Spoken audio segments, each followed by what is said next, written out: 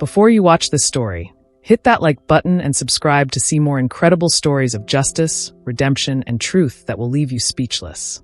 Don't miss a single moment. ***. The parking lot of Riverside Shopping Center was crowded on that Saturday afternoon. Families were coming and going, shopping bags in hand, the sun beating down on the hot asphalt. Then everything changed in the span of 30 seconds. A woman in a beautiful blue dress was walking toward her car when two police officers suddenly approached her. Within moments, they'd grabbed her arms. She was struggling, confused, asking what she'd done wrong. Then, one of the officers yanked at her dress so hard that it ripped completely open down the front, in full view of dozens of shoppers. The woman screamed, covering herself with her hands as children and families watched in horror. "You're under arrest," one officer shouted, even as she stood there exposed, humiliated, in front of everyone. What happened next would shake an entire police department and raise questions that nobody was prepared to answer. Who was this woman really? And why did the cops think they had the right to treat her this way? The answer would devastate everyone who witnessed it. To understand this story, you need to know who Sarah Mitchell really was. Sarah Mitchell was 42 years old. On the surface, she looked like any other woman in her early 40s. She was kind, quiet, dressed well, and minded her own business. She worked as a hospice nurse at Riverside Medical Center, spending her days caring for dying patients and their grieving families. She had a reputation for being gentle, compassionate, and incredibly patient with people in their darkest hours. But Sarah had a secret that she'd never told anyone. 20 years ago, when Sarah was 22 years old, she'd witnessed something horrific. She'd seen a young man get brutally beaten by police during a routine traffic stop. The officers claimed he'd reached for a gun. Sarah knew better. She'd been standing 20 feet away, and she saw everything. The man had his hands up. He was terrified. And when he made a sudden movement out of fear, the police officers beat him with their batons until he stopped moving. Sarah had been the only witness. She'd called the police department and given a statement. She'd gone to the courthouse and testified. She'd done the right thing, speaking the truth, even though it meant standing up against powerful authority. The police had not forgiven her for that. For 20 years, Sarah had lived quietly. She'd built a good life. She'd become a nurse. She'd helped thousands of people. She'd tried to forget about that day. But the police department, or at least certain officers within it, had never forgotten about her. They saw her as a traitor, someone who'd embarrassed them in court, someone who'd chosen a criminal over law enforcement. Now, Detective Marcus Crawford and Officer Thomas Webb had waited 20 years for an opportunity. The setting asterisk, it was a Saturday in late summer. Sarah had gone to the shopping center to buy a birthday gift for her godson.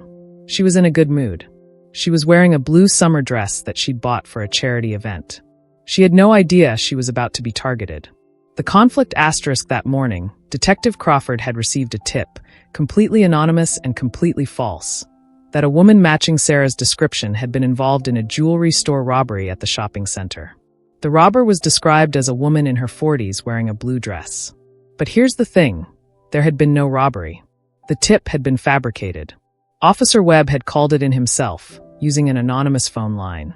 It was a setup, carefully planned, designed to get Sarah alone in a public place where they could arrest her on false charges. Why? Because they wanted revenge. Because they couldn't forget that Sarah had testified against them 2 decades ago. Because they believed that taking her down would somehow restore their honor. The stakes asterisk, what they didn't count on was that this moment, this one act of revenge disguised as law enforcement, would uncover something far larger. Something that would reveal just how corrupt their department had become. Sarah was loading her shopping bags into her car when she saw the police cruiser pull into the parking lot and stop directly behind her, blocking her exit. Detective Crawford and Officer Webb stepped out. They weren't friendly. They weren't professional. They moved toward her with an intensity that didn't match a simple questioning. "Sarah Mitchell?" Crawford called out. Sarah turned, confused. She recognized Officer Webb from the courthouse 20 years ago. Her stomach dropped. She knew immediately what this was about, even though she had no idea what they'd say she'd done. "Yes," she said cautiously. "What's this about?" "We need you to come with us," Crawford said, not explaining anything. "We have a report of a robbery, and you match the description." Sarah's heart was pounding, but she stayed calm. She'd done nothing wrong. She was confused, but confident that this would be cleared up quickly. "I haven't robbed anything," she said, her voice shaking slightly. There's been a mistake. We'll sort it out at the station, Webb said, stepping closer. His hand rested on his belt, near his handcuffs. That's when things escalated. Sarah backed away slightly, and Crawford interpreted it as resistance. He reached out and grabbed her arm. Sarah pulled back, startled and frightened. In the struggle, she tried to create distance between them. "Stop resisting," Webb shouted, even though Sarah was simply trying to get away from their aggressive approach. Crawford's hand moved to her dress, gripping the fabric. Sarah was struggling, still confused about what was happening. In the chaos, Crawford yanked at her dress with such force that the fabric tore completely open down the front. The neckline ripped, buttons popped off, and the entire front of the dress was suddenly torn open. Sarah screamed. She was standing in the middle of a crowded parking lot, her dress hanging open, her body exposed to dozens of people. Families nearby stopped and stared. Children pointed. A woman gasped and turned away. A teenager recording on their phone captured everything. "You're under arrest for theft," Crawford shouted, now pulling handcuffs from his belt. "For what?" Sarah cried out, covering herself with her hands, tears streaming down her face. "I haven't done anything." But it didn't matter. They cuffed her, right there in front of everyone, with her dress destroyed and her dignity shattered. They didn't offer her a jacket. They didn't cover her. They just put her in the back of the police car where anyone passing by could see her exposed body. The whole parking lot watched in stunned silence. At the police station, things only got worse. They took her into a holding cell without giving her a chance to change or cover herself. An officer finally brought her a blanket, but not before making sure she spent 2 hours exposed. They told her she could make a phone call, but they lost her request to call a lawyer for over an hour. The interrogation was brutal. "We know you did it," Crawford said, even though there was no evidence. "We have witnesses." "I didn't do anything," Sarah kept repeating. "There's been a mistake. I want to speak to a lawyer." But Crawford kept pushing. He brought up the robbery, details that Sarah knew nothing about because she'd never committed it. He asked questions designed to confuse her, to catch her in a lie, to make her doubt her own memories. "You remember us, don't you?" Webb said suddenly, leaning back in his chair. "You remember testifying in court 20 years ago?" Sarah's blood went cold. "This is about that," she whispered. "You've arrested me because I testified against you?" "We arrested you because you're a thief," Crawford said coldly. But his eyes betrayed him. This was personal. This was revenge. Sarah spent the night in jail. The next morning, she was still in the same torn dress. She hadn't been allowed to change. She hadn't been allowed to shower. She'd been humiliated in ways she couldn't have imagined. But then something unexpected happened. A woman who'd been in the shopping center that day, a woman named Mrs. Patricia Henderson, had seen the whole thing. She was a retired schoolteacher with a strong sense of justice.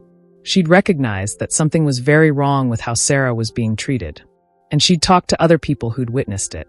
Within 24 hours, video of the arrest was all over social media. The videos showed everything: Sarah being grabbed, her dress being ripped, her screaming and crying, her desperate attempts to understand what was happening. The videos showed that she had clearly done nothing wrong.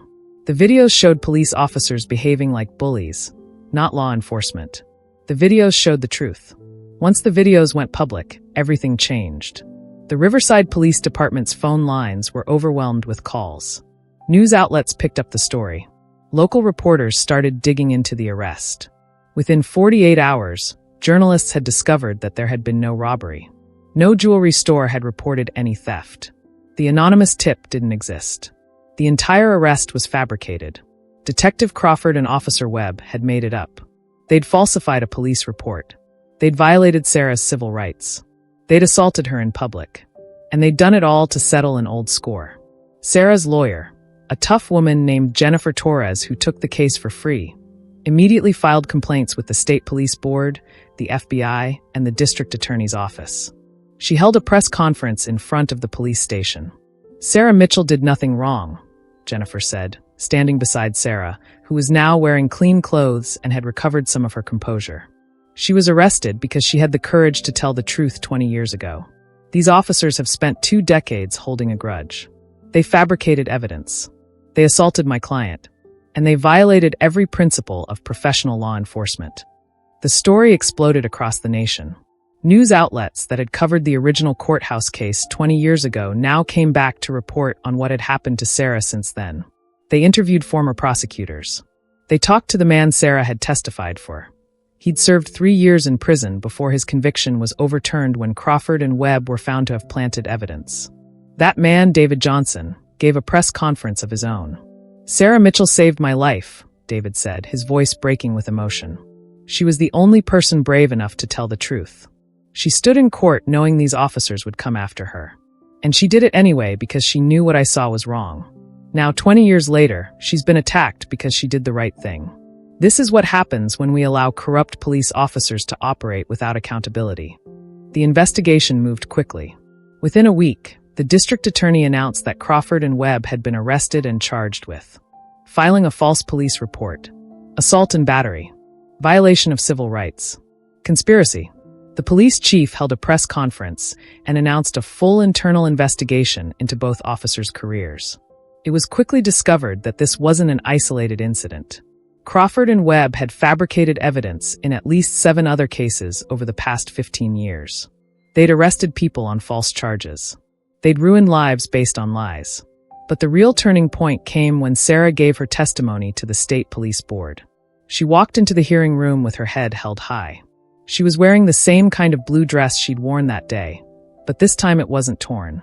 This time she wasn't afraid. "My name is Sarah Mitchell," she began. 20 years ago, I witnessed police brutality. I had the courage to tell the truth about what I saw. I testified in court. And ever since then, those officers have waited for a chance to hurt me. They finally got that chance, and they took it with no regard for the law or for human decency.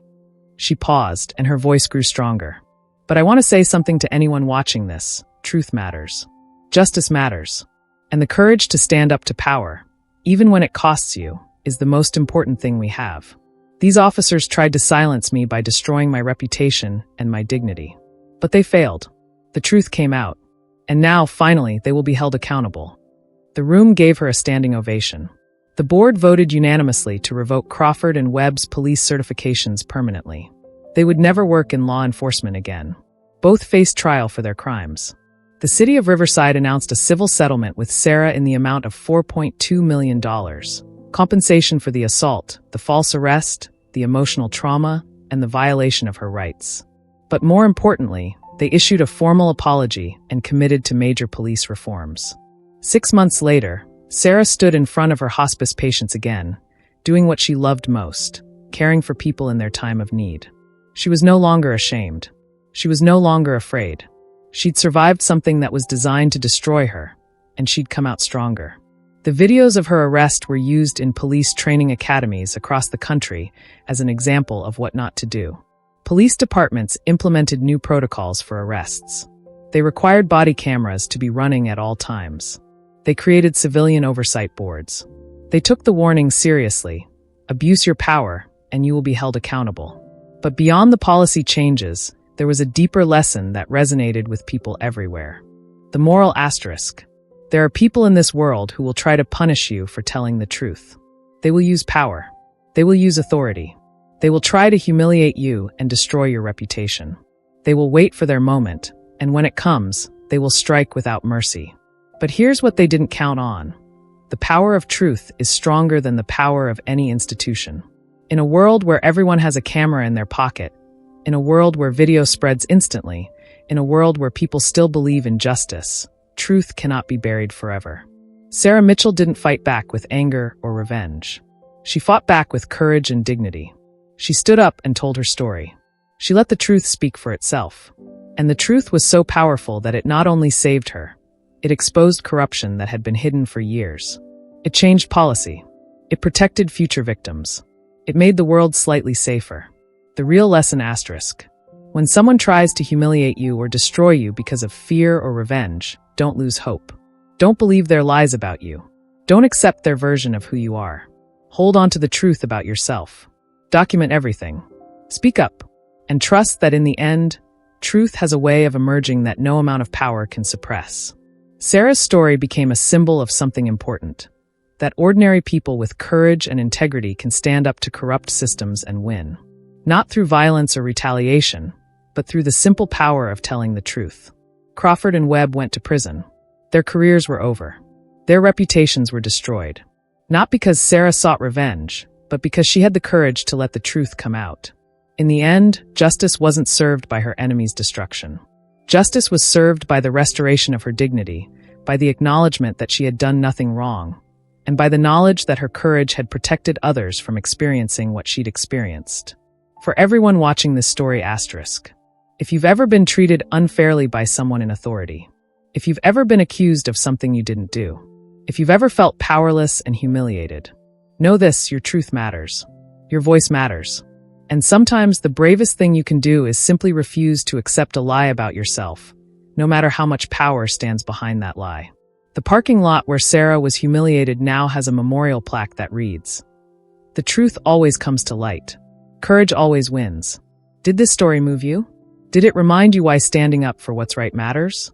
Smash that like button right now and hit subscribe so you don't miss the next powerful stories of justice, redemption, and incredible truth that shakes the system.